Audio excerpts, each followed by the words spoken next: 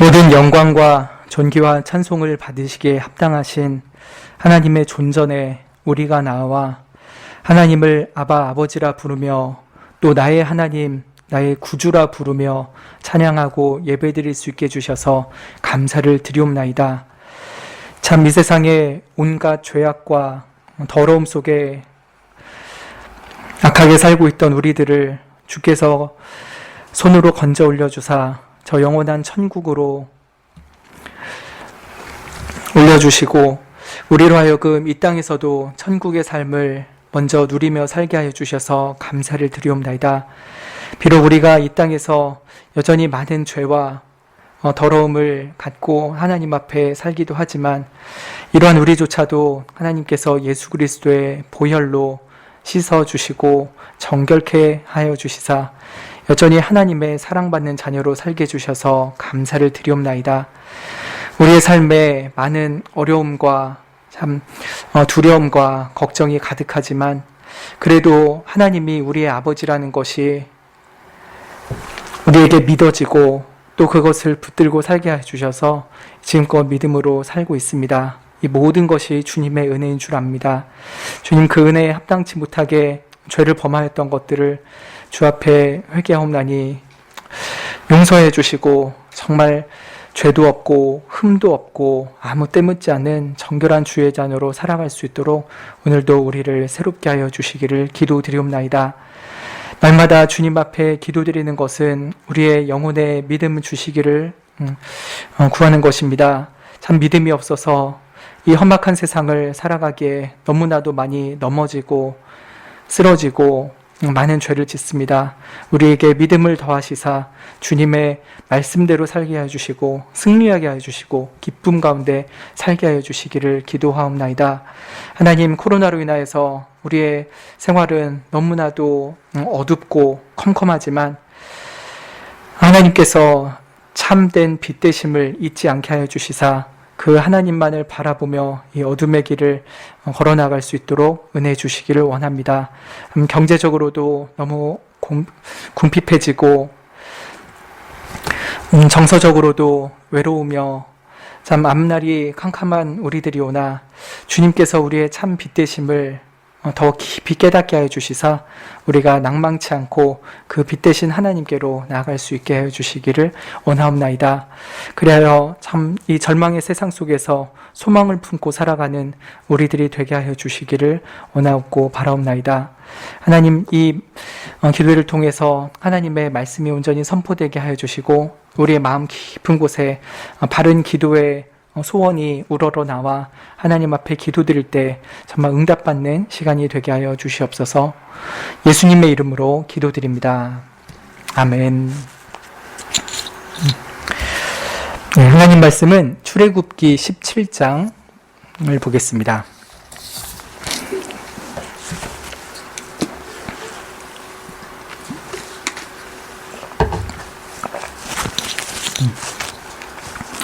출애굽기 17장 1절부터 7절까지 한 절씩 교독하겠습니다.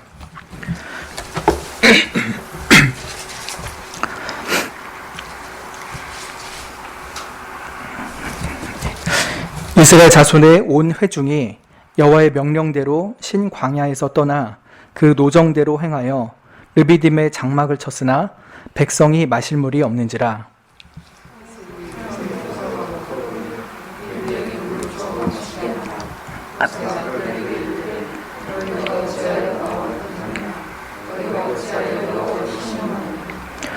거기서 백성이 물에 가라매 그들이 모세를 대하여 원망하여 가로되 당신이 어찌하여 우리를 애굽에서 인도하여 내어서 우리와 우리 자녀와 우리 생축으로 목말라 죽게 하느냐.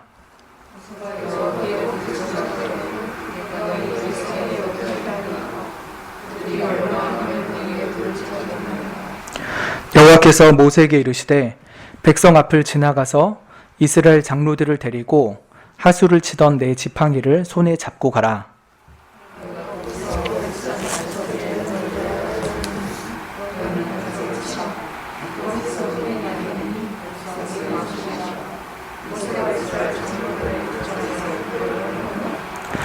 그가 그곳 이름을 마사라 또는 무리바라 불렀으니 이는 이스라엘 자손이 다투었으며 또는 그들이 여호와를 시험하여 이르기를 여호와께서 우리 중에 계신가 아닌가 하였음이더라. 아멘. 본래 이번 주 매일 성경은 갈라디아서 부분인데 정기롱 전도사님께서 수요일마다 강의를 해주시고 있기 때문에 제가 그 다음 주에 해당하는 출애굽기를 먼저 말씀드리게 되었습니다. 지금 여러분의 마음에 가장 크게 느껴지는 정서는 어떤 건가요? 지금 마음속에 어떤 마음을 가지고 계신가요? 예배와 말씀에 대한 사모함일 수도 있고요. 또 직장일로 인한 피곤함이 가득할 수도 있겠죠. 또 요새 잘 되는 일로 인한 기쁨이 있을 수도 있고요. 또 마음처럼 되지 않는 일들로 인해서 좀 걱정도 있고 심지어 포기하고 싶은 마음이 드는지도 모르겠습니다. 자녀나 부모님으로 인해서 기분이 좋으실 수도 있고요. 또 혹은 그들로 인해서 걱정과 짜증이 날 수도 있겠죠. 비온 후에 쾌청한 오늘 하늘로 인해서 상쾌한 마음이 있을 수도 있고요. 코로나로 인한 답답함이 마음을 계속 짓누를 수도 있을 것입니다. 건강해진 몸으로 인해서 자신감이 뿜어져 나올 수도 있고요. 혹은 요새 최근에 질병이나 점점 늙어가는 것을 느끼면서 고통스럽기도 하고 또 무기력을 느낄 수도 있겠죠. 오늘뿐만 아니라 지난 한 주간 또 한 달간 최근 1년 정도를 생각해 보시면은 여러분의 주된 정서의 상태는 또 어떠십니까? 우리는 매우 감정적입니다. 그래서 우리 자신 혹은 우리 가족 혹은 사회 상황이나 경제적인 여건에 따라서 시시각각 감정의 색깔이 계속 바뀝니다. 그 중에서 어떤 이유로든 불만족하고 불안감, 불편감 혹은 불평과 원망의 마음이 있다면은 오늘 이 말씀에 꼭 귀를 기울이시면 좋겠습니다. 하나님의 품 안에서 사는 우리 성도들이 하나님께 선물 받는 근본적인 정서가 무엇인지를 살펴보고 어떻게 하면 그런 하나님께서 주시는 아름다운 정서를 갖고 살 수 있는지를 나눌 수 있는 말씀이 되기 때문입니다. 먼저 오늘 본문에서 나온 이스라엘 백성들은 마음 상태가 어떻습니까? 몹시 화가 나 있습니다. 출애굽을 하고 홍해를 건너왔죠. 신광야를 떠나서 하나님의 명령대로 이 르비딤이라는 땅에 왔습니다. 거기에 텐트를 치고 얼마간은 정착을 할 것 같았습니다. 그런데 문제가 있습니다. 이 르비딤이라는 땅에는 마실 물이 없는 것이었습니다. 저는 평소에 물을 많이 마시는데 30분이라도 물을 안 마시면은 굉장히 몸이 스트레스를 받는 거를 느낍니다. 그래서 항상 어디를 가든지 물을 끼고 다닙니다. 근데 이런 평상시도 아니고 건조한 사막에서 물 없이 지낸다는 것은 생존의 위협을 느끼는 매우 심각한 상황일 것이었습니다. 그들이 이스라엘 남자 성인만 해도 60만 명이었고요. 여성과 아이들 그리고 함께 섞여 나온 중단 이방 잡족들까지도 한다면은 최소한 300만 명 정도는 되었을 것입니다. 그 300만 명이 되는 사람이 물 없이 그 사막에서 지내야 한다는 것은 매우 공포스러운 일이었겠죠. 그럴 때 이 이스라엘 백성들은 하나님께 물을 구하면서 기도를 할 수 있었겠죠. 혹은 모세에게 하나님께 부탁해달라고 그렇게 얘기했을 수도 있을 것입니다. 그러나 그들은 그런 하나님에 대한 기대, 하나님에 대한 기도할 마음이 전혀 없었습니다. 대신에 바로 모세와 거칠게 다투기를 시작하죠. 우리에게 물을 주어서 마시게 해라 라고 모세에게 다그칩니다. 현재 물 없는 문제를 당장 해결해 내라 라고 말하고 있는 것이죠. 모세는 너희가 어찌해서 나랑 다투냐? 너희가 어찌하여 여호와를 시험하느냐라고 말합니다. 지금 나랑 다투는 건데 이거는 나를 보내신 하나님과 다투는 것이다. 내가 지금 리브딤으로 데려온 게 아니라 하나님이 여기로 명령하여서 데려왔는데 지금 이 땅에 물이 없다고 해서 나한테 다투는 것은 이곳으로 보내신 하나님과 싸우려고 하는 것이 아니냐. 그리고 나아가 하나님을 시험하고 있는 것이다 라고 대답을 합니다. 정확히 하나님에 대해서 무엇을 시험하는 것입니까? 7절 하반절에 보면은 여호와께서 우리 중에 계신가 아닌가 라고 하는 것까지도 시험을 하는 것입니다. 즉 하나님이 진짜 우리 가운데 함께하고 계셔? 우리의 생존을 보장해 주시는 거 맞아? 그리고 우리 끝까지 약속의 가나안 땅으로 데려가 주는 거 맞아? 라고 묻는 거죠. 심지어 하나님이 과연 살아계시기는 한 거야? 라고 하는 것을 묻는 걸 수도 있겠습니다. 하나님의 선한 인도하심이 오늘 당장 느껴지지 않으면은 성급하게 낙심하고 불경건한 원망을 쏟아내는 것이 이들이었습니다. 이렇게 대화를 한 후에도 이 백성들은 마음을 돌이키질 않습니다. 거기서 정말 이렇게 물이 가래졌죠. 당장 목말라서 견딜 수가 없을 지경이 되자 모세에 대해서 원망까지 하게 됩니다. 3절을 보면은 당신이 어찌하여 우리를 애굽에서 인도하여 내어서 우리와 우리 자녀와 우리 생축으로 목말라 죽게 하느냐라고 하죠. 과거에 모세가 정말 희생을 하여서 그들을 이곳까지 인도하였죠. 그런데 그런 모세의 희생을 악의적으로 경멸을 하고 있습니다. 더 궁극적으로는 하나님이 이들을 데려온 곳부터가 잘못이라 하는 것을 말하고 싶었겠죠.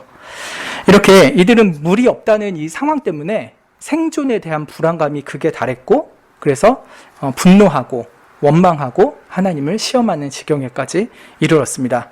당장 모세에게 돌이라도 던질 태세로 모세를 노려보고 있었죠. 근데 여러분, 이 이스라엘이 지금 여기에 왜 와 있습니까? 어떻게 오게 됐습니까? 사실 그들은 애굽에 있을 때 노예 신분으로 매일매일 몸이 부서져라 아주 혹독하게 학대를 당하고 살았습니다. 그때 부르짖었죠. 그때 하나님께서 그들의 부르짖음을 들으시고 그들에게 모세를 보내시고 애굽에서 가나안 땅으로 인도하여 주시는 중입니다. 즉 그들이 훨씬 더 힘들었을 때 하나님이 그들을 불쌍히 여기셔서 이 은혜의 땅으로 인도해 가고 계신 중이죠. 그러니까 그들의 상황은 분명히 복받은 상황이고 점점 좋아지는 상황인 것이었습니다. 그런데 그들은 아주 짧은 순간에 그 고통으로 인해서 하나님께 원망을 하고 하나님을 시험하고 있는 것이죠. 분명히 은혜를 받았죠. 출애굽의 구원의 은혜를 받았고 가나안 땅을 장차 유업으로 받으리라는 은혜까지도 받은 사람입니다. 그런데 이 은혜 받은 이스라엘이 왜 죄에 빠졌는가? 그 죄의 공식이 있습니다. 이건 우리가 하나님 앞에 죄를 짓게 되는 공식과도 일치합니다. 뭐냐면 은혜를 받은 것을 첫 번째로 망각하는 것입니다. 죄의 공식의 첫 번째는 은혜를 망각하는 것입니다. 두 번째는 하나님 날 도와주지 않아, 하나님 우리 중에 없을 거야 라고 생각하면서 절망하는 것입니다. 마음이 팍 낙심이 되는 거죠. 세 번째는 어떻게 됩니까? 그 절망한 마음 속에서 원망의 말이 튀어나옵니다. 그리고 네 번째로는 그 원망의 말 속에서 잘못된 행실이 나오게 되는 것이죠. 이렇게 은혜를 망각하고 그 다음에 절망하고 다음에 원망하고 다음에 망령된 행실을 하는 것이 은혜의 공식입니다. 사실 하나님은 그 출애굽한 이스라엘에게 정말 너무나도 큰 은혜를 주셨습니다. 그들이 이 세상에 한번 들어보지도 못하고 전혀 경험해보지도 못한 어마어마한 은혜를 그 온몸이 받은 자들이었죠. 모든 애굽의 우상들을 심판하시고 언약대로 이스라엘을 구원하신 하나님이심을 온몸으로 체험한 것이 그들이었습니다. 그래서 10가지 재앙 속에서도 이스라엘은 모두 구원을 받고 홍해 앞까지 나오게 됐죠. 그런데 이들이 망각하는 것이 계속됩니다. 보십시오. 첫 번째는요, 홍해가 앞을 가로막고 있을 때였습니다.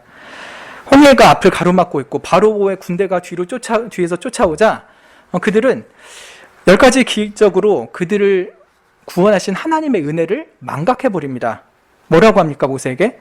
애굽에 매장지가 없어서 당신이 우리를 이끌어서 이 광야에서 죽게 만드냐? 라고 말하죠. 또 애굽에서 우리가 당신한테 한 말이 이거 아니었냐?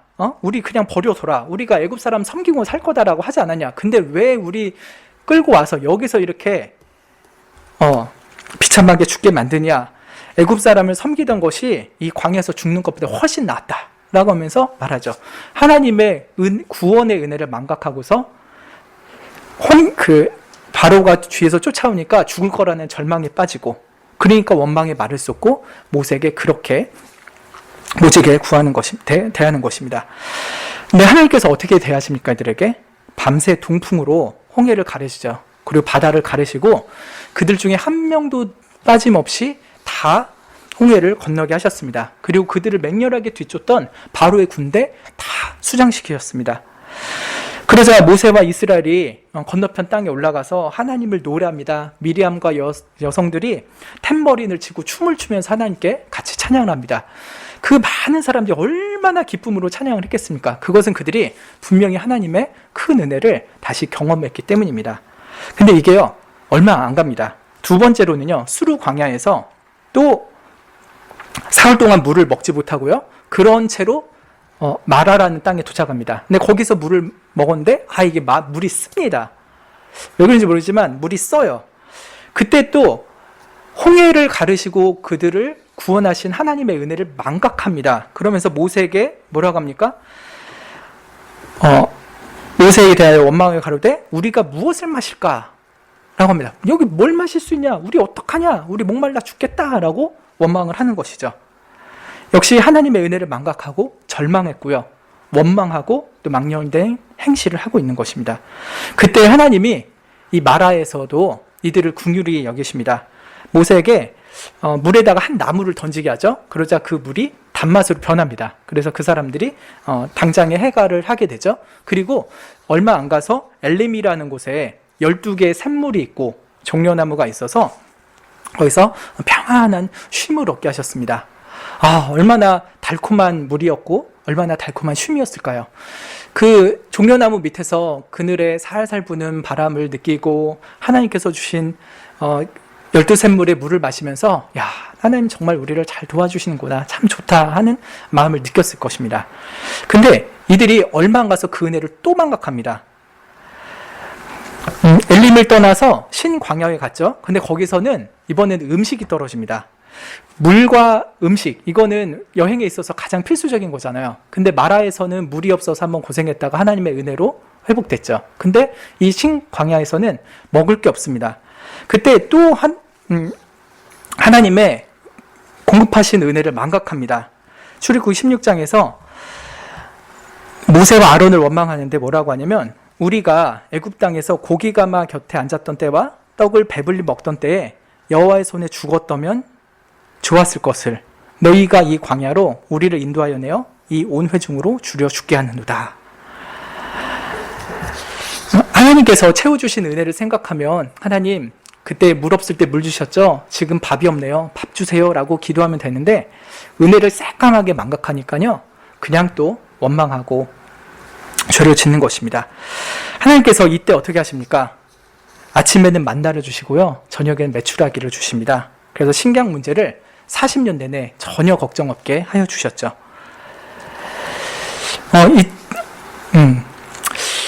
이 신광야를 거치고 나서 오늘 있는 이 르비딤에 온 것입니다. 그런데 여기서 또다시 물이 문제가 되었죠. 물이 없게 되자 하나님의 은혜를 망각하고 또 원망하고 있는 것입니다. 이것이 핵심 문제가 망각이었다는 것을 시편 78편 40절부터 42절에서 말씀을 하고 있습니다. 제가 읽어보면요, 저희가 광야에서 그를 반항하며 사막에서 그를 슬프시게 함이 몇 번인고, 저희가 돌이켜 하나님을 제삼시험하며 이스라엘의 거룩한 자를 격동하였도다. 저희가 그의 권능을 기억지 아니하며 대적에게서 구속하신 날도 생각지 아니하였도다. 하나님의 권능을 기억하지 않았다. 하나님께서 대적으로부터 구속하신 날을 생각지 않았다라고 하는 것입니다. 그래서 계속해서 하나님께 원망하고 또 불평을 하고 있는 것이죠. 네, 여러분, 이 원망이라는 건요, 하나님의 모든 속성을 부정하는 매우 괴악한 죄입니다. 그냥 우리가 속상해서 하나님한테 이렇게 불평한다, 저렇게 투정한다 생각할 수 있겠지만요, 원망은 사실 훨씬 더 깊은 죄가 있습니다. 뭐냐면 하나님의 모든 완전하신 속성을 부정하는 것이기 때문입니다. 하나님은 선하시기에 우리를 구원하시고 이런 삶으로 살아가게 하시죠. 근데 그 하나님의 선하심을 부정하기 때문에 하나님을 원망하는 것입니다. 하나님은 악하다. 나한테 못되게 구신다. 하나님은 나한테 참 야박한 분이다. 라고 하면서 하나님의 선하심의 속성을 부정하고 있는 것입니다. 또 하나님의 전능하심을 부정하는 것이기도 합니다. 하나님은 이 상황에서 날 도울 수 있겠어? 하나님은 손이 짧아. 하나님은 귀가 먹혀서 내 기도를 듣지 않을 거야. 나는 하나님으로부터 아무 도움도 받지 못할 거야. 하나님은 무능하니까. 이런 것을 얘기하는 것과 같은 것입니다. 또 하나님의 공의로우심을 멸시하는 것이기도 합니다. 하나님이 악한 자들을 심판하시고 또 하나님께 원망의 죄를 짓는 자들에 대해서 징계하신다는 것을 무시하고 감히 대범하게 자꾸 하나님께 덤비는 것이죠. 이렇게 원망이라는 것은 그냥 일상적인 투덜거림 정도가 아니라 하나님의 이런 완전하신 속성을 부정하는 것이기 때문에 몹시 무서운 그리고 괴악한 죄인 것입니다. 네, 우리가 이런 이스라엘 백성을 많이 닮아 있지 않은가 생각을 하게 됩니다. 우리에게 종종 나타나는 모습일 거예요. 처음에 예수 그리스도께서 우리를 구원하셨다는 것을 깨달을 때는요, 너무 기쁩니다. 탬버린을 치고 춤을 추었던 그 여인들처럼 너무 기쁘죠. 예수 그리스도께서 나를 죄로부터 구원하셨어요. 마귀로부터 날 자유케 해주셨어요. 이제 죽음이 무섭지 않아요. 하면서 하나님께서 나에게 주신 이 뜻밖의 큰 은혜로 인해서 너무너무 기쁘고 감사가 넘칩니다. 그러던 시절이 다 있으셨을 거예요. 그런데 출애굽하고 나서 저 하늘 가나안 땅으로 가는 동안에 광야가 있잖아요. 그 광야를 거치는 동안에 여러 가지 환난을 한두 번 맞기 시작하면요, 서서히 하나님의 선하심과 능력을 망각하기 시작합니다. 그리고 하나님을 원망하게 되죠. 하나님이 계신다면 나 왜 이렇게 힘들어요? 나 왜 이렇게 불행해요?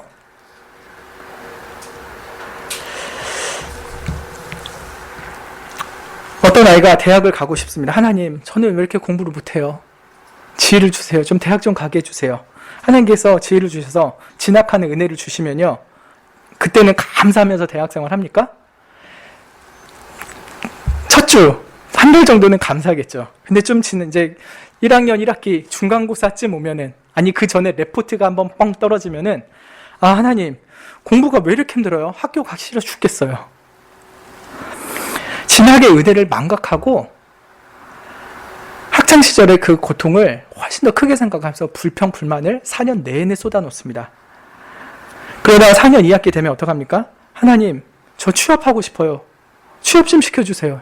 취업의 은혜를 주면 어떡합니까? 하나님, 월요일이 너무 싫어요. 출근하기 싫어요. 저 직원이 미워 죽겠어요.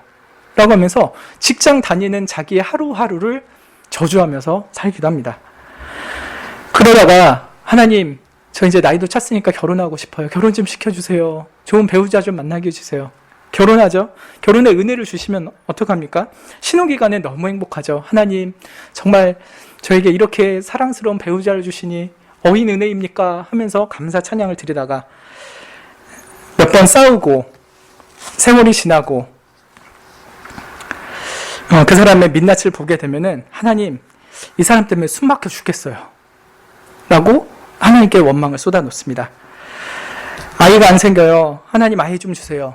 출산의 은혜를 주시고 사랑스러운 아이를 주시면은 아이 때문에 너무 기뻐요. 근데 육아가 너무 힘들죠. 하나님, 아이를 던지고 싶어요. 이 아이 때문에 속 터져 죽겠어요. 하면서 양육의 고통 때문에 하나님을 원망합니다. 또 나이가 들면 하나님, 왜 나는 이렇게 엄한 병에 걸려서 살아갑니까? 다른 사람은 훨씬 건강하게 하고 싶은 것 열심히 하면서 씩씩하게 살아가는데 왜 이렇게 저는 약합니까? 왜 이 병이 안 낫습니까? 하나님, 왜 나는 사업이 이렇게 안 되죠? 하나님, 이 지긋지긋한 코로나는 언제 끝나는 겁니까?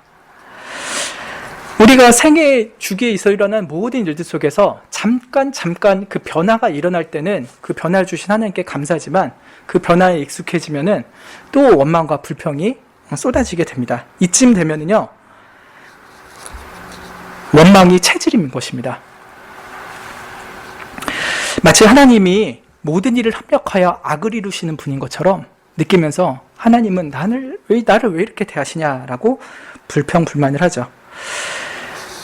이스라엘 백성이 처음 애굽에서 구원하신 하나님, 홍해를 가르시고 건너게 하신 하나님께는 그렇게 큰 은혜를 받았다면서 온 국민들이 기뻐 찬양하고 춤췄지만요, 조금만 어려움을 겪었을 때 그 큰 은혜 싸그리 망각하고요, 그저 하나님을 악의 화신인 것처럼 몰아붙입니다.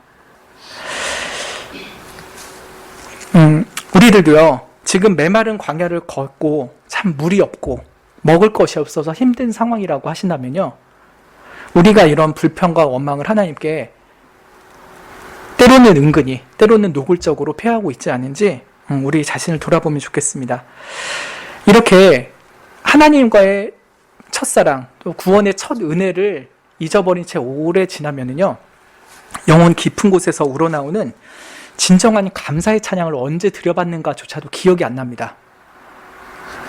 하나님께 예배 드리는 것도 귀찮아지고, 말씀을 들으면 이상하게 마음밭에서 뾰족한 가시들이 돋아옵니다. 아우, 그 말씀, 이제는 정말 듣기 싫다. 심지어 하나님이 진짜 계신 건가? 하나님이 살아 계신 거야? 그리고 내 삶 속에 함께하고 계신 건 맞을까? 라고 하는 의심까지도 들죠. 이러면 안 되지, 큰일 나지 싶으면서도요, 이 마음이 좀처럼 지워지질 않습니다. 모든 것이 근본 원인이 어디에 있습니까? 하나님께서 주신 은혜가 없어서입니까? 아니에요. 은혜는 있고요. 은혜는 큰 은혜를 분명히 받았는데 그 은혜를 우리가 망각하기 때문이에요. 까먹고 살기 때문에 그런 것입니다. 이렇게 이스라엘 백성들이 돌질까지 할 만큼 다급한 상황이 되자 모세는 어떻게 합니까? 그들과 맞붙어서 고래고래 싸우면서 멱살 잡고 싸우지 않습니다. 오히려 여호와께의 도우심을 구하려고 하나님 앞에 나아갑니다. 그래서 기도하죠. 하나님, 내가 이 백성에게 어떻게 해야 됩니까?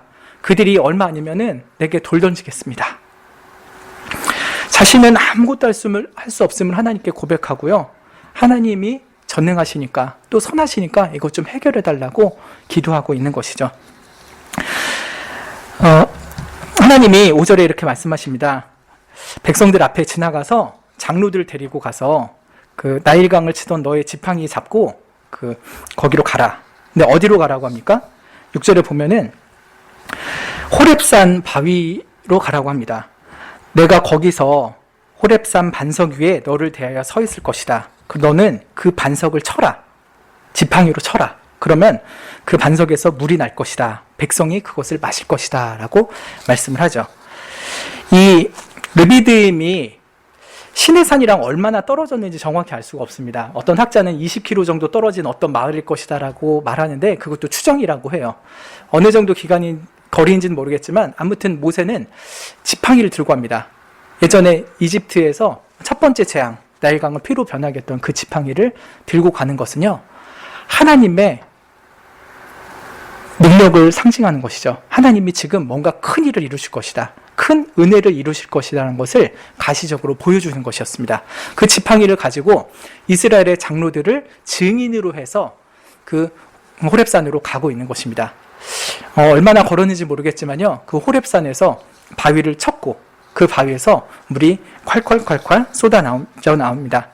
오늘 본문에는 그 정말 물이 나왔다라고 하는 결과는 안 나와 있어요. 그죠? 쳤다, 그대로 했다라고까지만 돼 있지 물이 쏟아졌다는 결과는 없죠. 그런데 시편 78편에 보면요, 광야에서 반석을 쪼개시고 깊은 수원에서 나는 것 같이 저희에게 물을 흡족히 마시우셨다라고 말씀을 하고 있습니다. 그래서 그 호렙산 바위에서부터 물이 콸콸콸 흘러서 르비딤까지 흘러왔겠죠. 그리고 그것을 많은 그 사람들과 생축들까지도 넉넉히 흡족하게 마시게 되었습니다.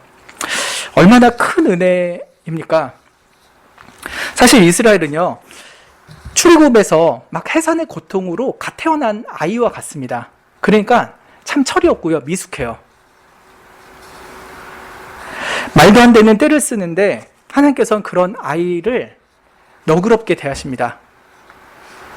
손을 꽉 잡고 가나안 땅에 인도하실 때까지 이 아이가 무슨 엄한 말을 하고 생트집을 잡고 원망을 해도요, 하나님 그 손 안 잡고 데려가십니다. 근데 그들이 이렇게 가는데도요, 이스라엘이 그렇게 많이 철이 안 들어요. 가나안 땅에 어떻게든 도착했죠. 근데 거기서도 여전히 하나님께 많이 죄를 짓습니다. 그래서 하나님께서는 모세를 통해서 신명기에서 이런 말씀을 하시죠. 너희들이 이 가나안 땅에 왔는데 장차 우상 숭배하고 나한테 벌 받아서 여러 나라에 흩어질 거야. 근데 너희들 다시 다 돌아오게 할 것이고 내가 너희들을 회복시킬 거야 라고 말씀하십니다. 그러면서 하시는 말씀이 신명기 4장 31절에요. 내 하나님 여호와는 자비하신 하나님이십니다. 그가 너를 버리지 아니하시며 너를 멸하지 아니하시며 내 열조에게 맹세하신 언약을 잊지 아니하시리라 라고 하십니다. 이스라엘이 아무리 하나님 앞에 나쁘게 굴고 못되게 행해도요, 하나님께서 이스라엘 손 꽉 붙잡는다는 거예요. 갓난아기 때 아이 손잡는 부모는 당연하죠. 근데 커서도 자녀가 철이 안 들고 계속해서 망나니 짓을 한다 할지라도요, 부모는 그 자식의 손을 놓지 않습니다. 하나님께서 나 너 안 버릴 거야. 나 너 멸하지 않을 거야. 내가 너 조상 아브라함에게 맹세했던 언약대로 너희들을 하늘 가나안 땅까지 데려갈 거야 라고 하시면서 그들의 손을 꽉 잡으시는 것입니다. 이것이 바로 하나님의 사랑인 것입니다. 우리들도요, 정말 많이 하나님 앞에 원망하고 불평하죠.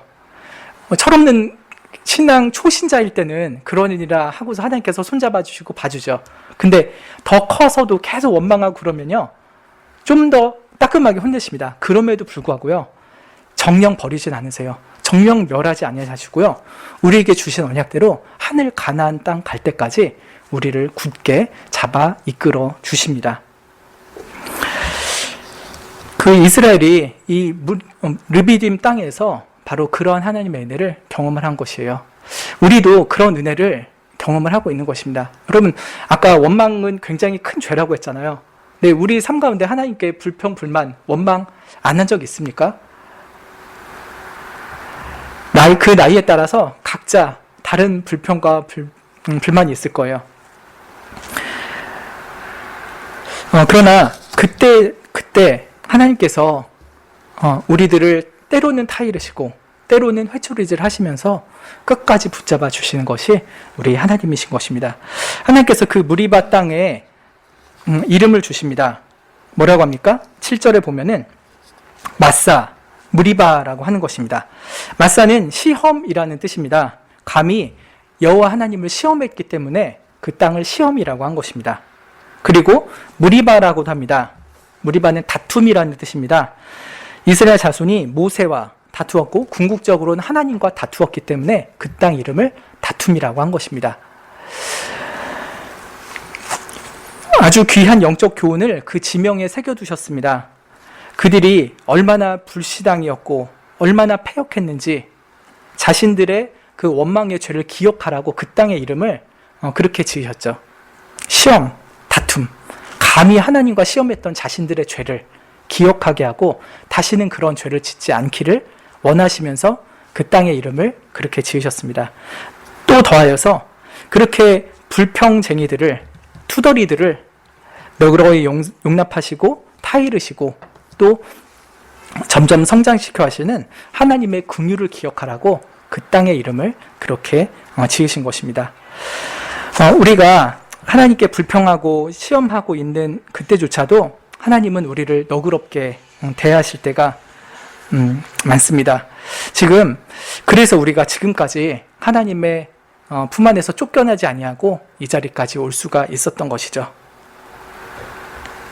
큰 은혜입니다. 지금까지 지내온 것이 은혜입니다. 그렇다면 이렇게 하나님의 은혜 품 안에서 사는 성도들이 가져야 되는 가장 근본적인 정서가 무엇일까요? 그것은 바로 감사입니다. 감사. 하나님이 큰 은혜를 주셨다면 거기에 합당한 우리의 반응은 바로 감사여야 됩니다. 근데 어떻게 감사를 할 수 있을까요?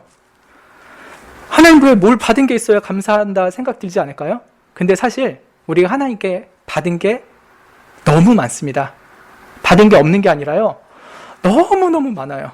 그리고 그거를 너무너무 자연스럽게 주시기 때문에 하나님께서 티 안 내시고 생색 안 내시고 우리에게 거저 주시기 때문에 우리들은 그게 감사인 줄도 모르고 매일매일 그저 누리기만 하는 것이죠. 여러분, 공기를 보십시오. 중국에 미세먼지 오기 전에 우리 상쾌한 공기에 대해서 그렇게 많이 감사 안 하죠. 근데 미세먼지를 통해서야 새삼스레 그것이 얼마나 큰 은혜였는지 깨닫게 되죠. 하나님께서 우리 몇십 년 동안에 그렇게 깨끗하고 신선한 공기를 계속해서 무료로 공급해 주신 거였어요. 너무 당연하게 하나님께서 티 안 내고 주시니까 우리가 감사를 몰랐죠. 그러니까 하나님께서 좀 티내시는 걸 수도 있어요. 야, 좀 매캐한 공기 마셔봐라. 얼마나 신선한 공기가 큰 선물인지 한번 느껴봐라 라고 하시는 걸 수도 있겠죠. 하나님께서 정말 티 안 내고 은혜를 주세요. 그러니까 우리가 너무 은혜를 쉽게 까먹죠. 근데 여러분, 전 좀 이런 생각을 해봤어요.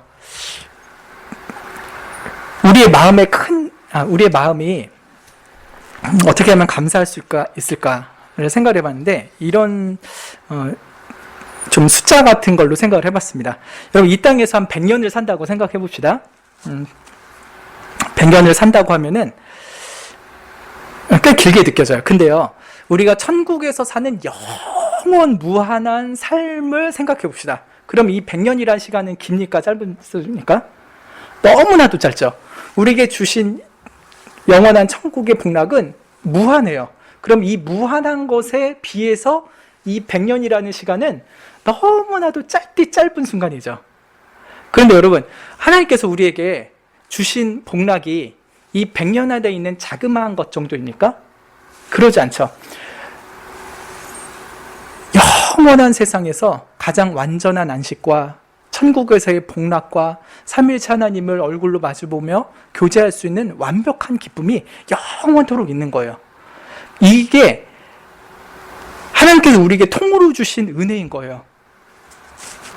그러니까 우리가 하나님께 받은 은혜는 이 100년의 안쪽에 있는 아주 자그마한 째갈째갈한 은혜가 아니라요, 아주 영원 무한한 어마어마하게 무한한 복락인 것입니다. 이 복을 우리 한 사람 한 사람에게 통으로 주신 것이에요. 근데 그 은혜가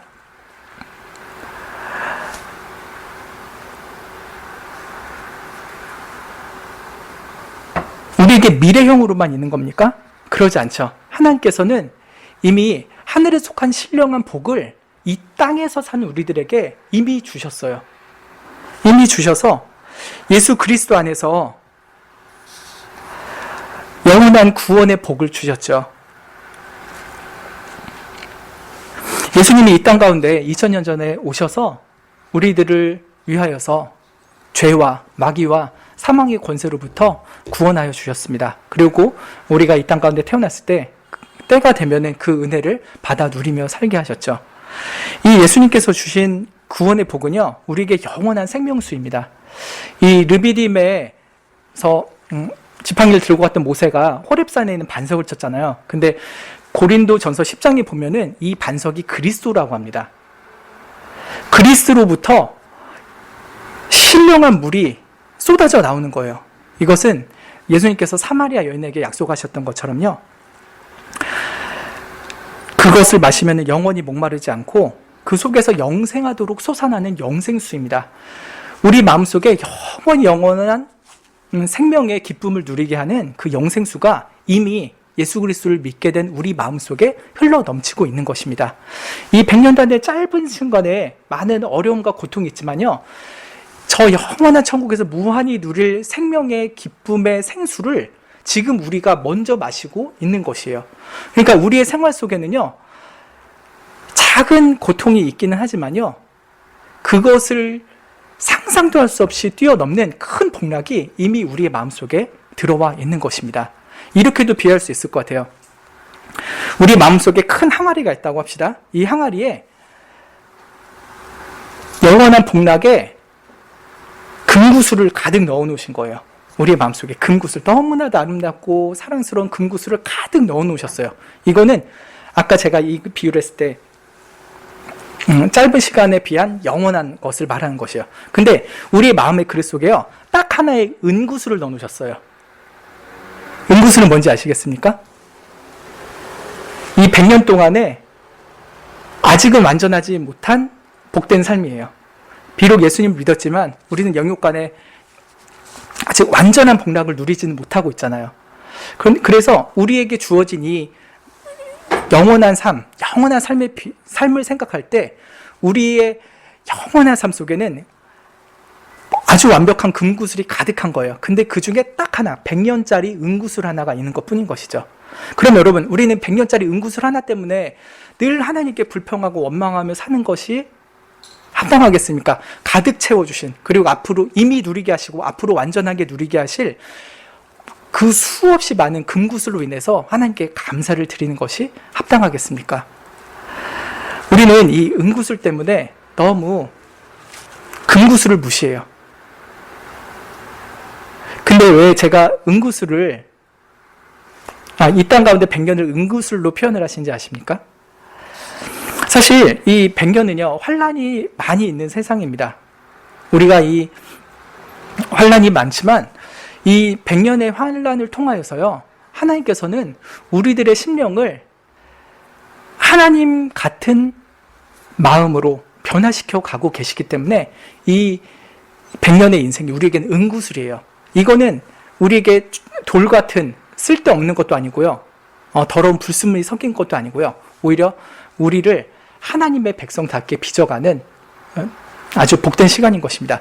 영원한 행복은 금이라고 한다면요, 이 땅 가운데 약간은 불완전한 행복은 은이라고 할 수 있겠죠. 그러나 이것조차도요, 하나님께서 우리를 하나님의 믿음의 사람으로 변화시켜 가시고 인내의 사람으로 변화시켜 가시고 또 용서의 사람으로 변화시켜 가시는 귀한 시간이에요. 그래서 우리의 마음 그릇을 전체로 보자면요, 이 100년이라는 시간조차도요, 결코 하찮지 않은 아주 귀한 구슬인 것입니다. 은구슬 같은 시간을 우리가 겪고 있는 거예요. 로마서 5장 3절 4절에서 이렇게 말씀하죠. 다만 이뿐 아니라 우리가 환난 중에서도 즐거워하나니 이는 환난은 인내를, 인내는 연단은 소망을 이루는 줄 알미로다. 이 100년이라는 환난기에서, 이 광야 인생 속에서 우리는 소망의 사람으로 빚어져 가고 있는 것이죠.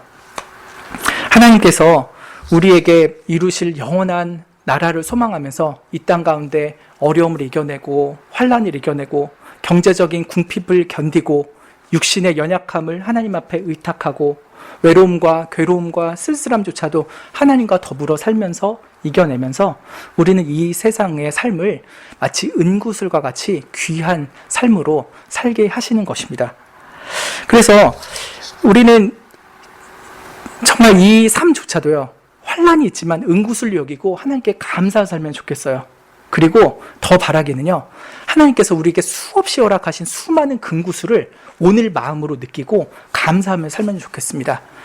영원한 천국의 삶이 이미 우리 가운데 시작이 됐어요. 예수님께서 말씀하셨죠. 하나님 나라가 이미 너희 가운데 임하였느니라. 삼위일체 하나님이 우리 마음속에 계시고요, 영원한 천국이 우리 마음속에 이미 시작이 되었다면은 우리가 이 세상에 있는 작은 어려움과 환난 때문에 그렇게 하나님을 원망하고 불평할 것은 너무한 일이 아니겠습니까? 하나님의 은혜를 기억합시다. 예수 그리스도께서 우리의 삶에 들어와서 하신 그 어마어마한 구원의 은혜를 기억합시다. 매일매일 기억하고, 하나님, 저를 죄와 마귀와 사망의 고통에서 건져주시고 하늘 가나안 땅을 저에게 허락해 주셔서 감사합니다.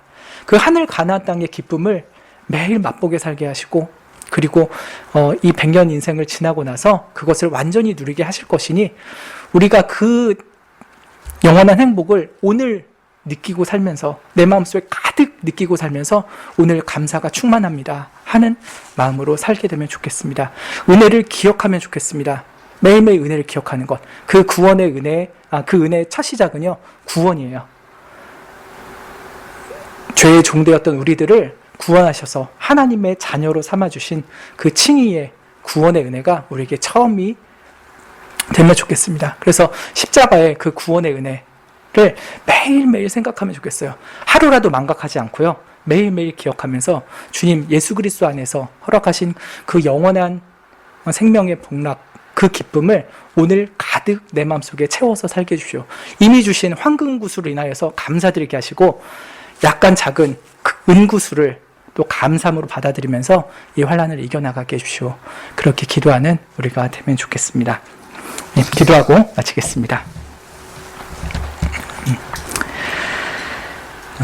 하나님, 우리가 참 하나님의 은혜를 너무 당연하게 생각하고 쉬이 잊고 삽니다. 심지어 우리를 처음 구원하셨던 은혜조차도 너무나도 먼 얘기인 것처럼, 그리고 너무나도 당연한 은혜인 것처럼 여기면서 우리의 감사가 식어 있지는 않으죠. 오늘 이 시간 하나님의 큰 구원의 은혜를 기억하기를 원합니다.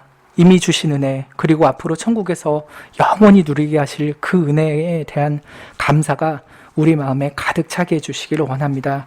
그래야 이 땅에서 사는 동안에 어떤 환난과 목마름과 굶주림이 있을지라도 그 모든 것을 이기게 하시고 하늘 가나안 땅에 인도하시는 하나님의 은혜를 확신하며 오늘도 주님께 감사하는 삶을 살게 하여 주시옵소서.